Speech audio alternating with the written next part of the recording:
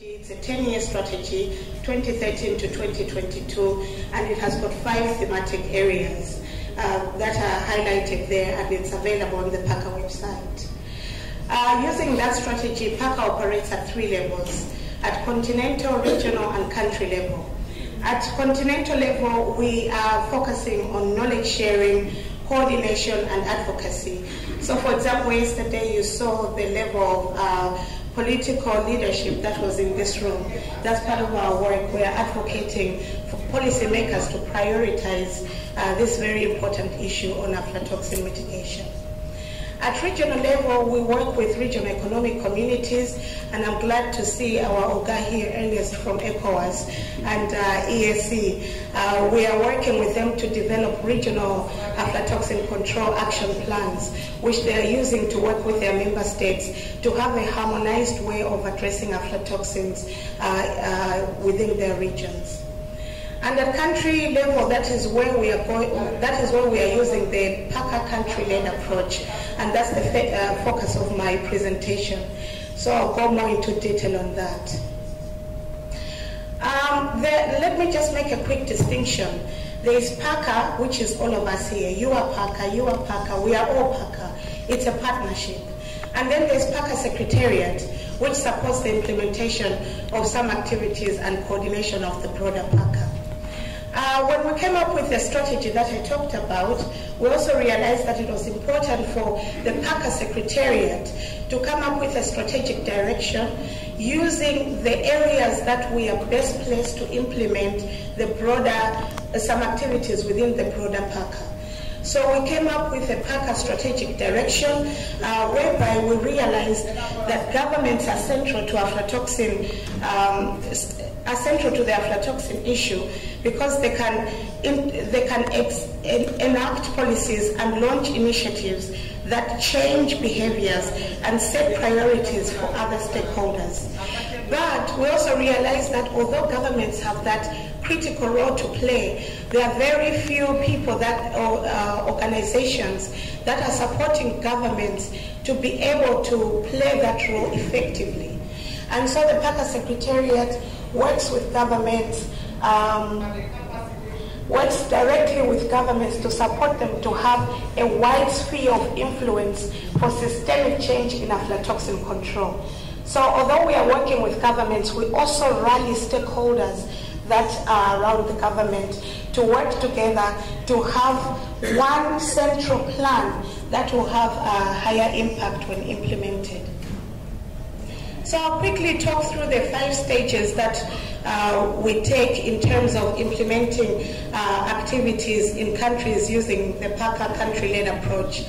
And these are stage 1, to gather evidence to inform an action plan. I'll go into detail in each stage. Let me just quickly highlight them here though. Stage 2 is to develop and validate the action plan. Stage 3 is to mainstream that action plan into investment programs. Stage 4 is to support governments with capacity building for them to be able to implement the plan effectively. And stage 5 is to monitor the progress and continuous advocacy. So now let me quickly go through our interventions. But the evidence was very few and it was not enough to inform the interventions that we wanted to come up with. So we supported countries to do a study, what we call the country-led situation analysis and action planning.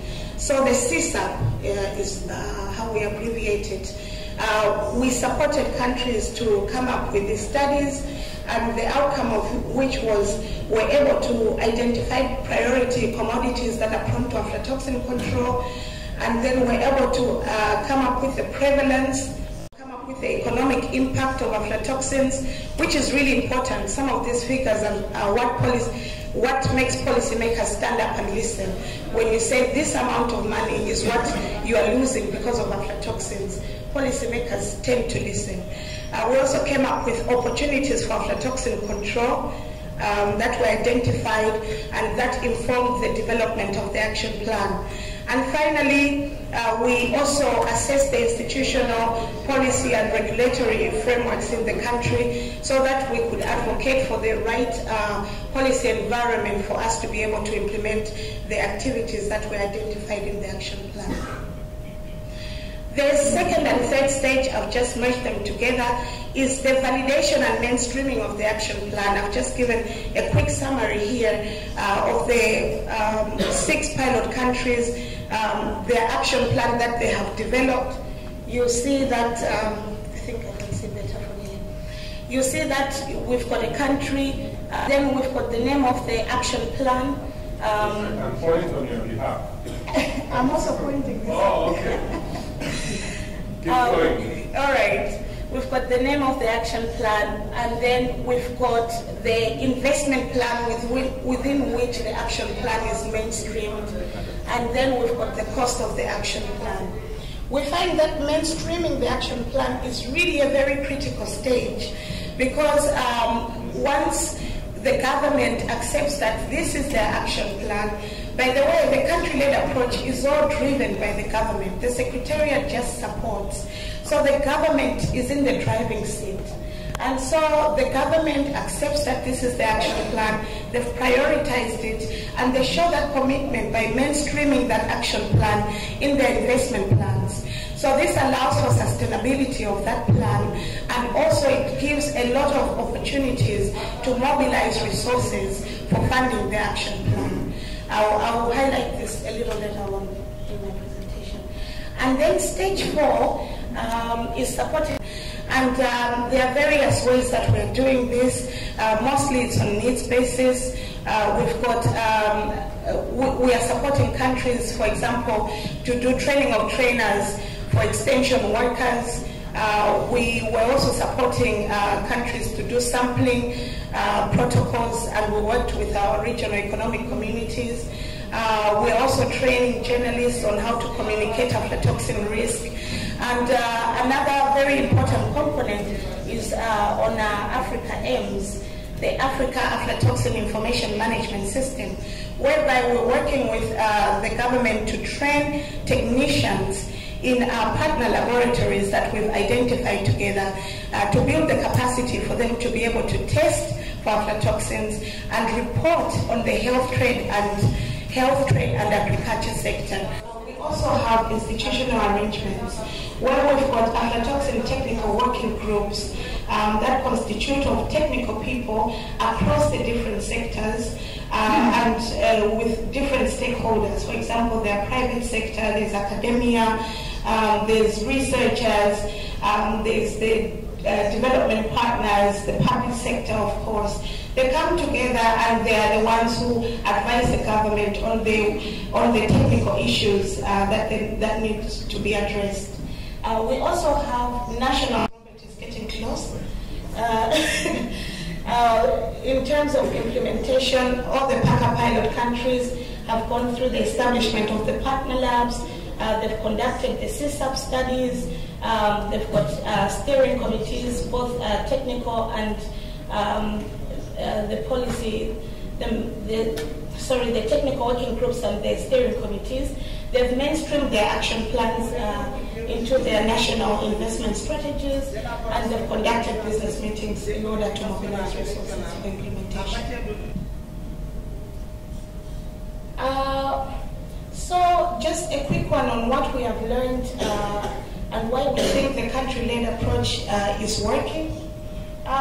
We have realized that by having one coordinated action plan where all stakeholders come together, we are having more government buy-in and also prioritization of aflatoxins, because the governments are the ones in the driving seat and they are owning their action plan as their own.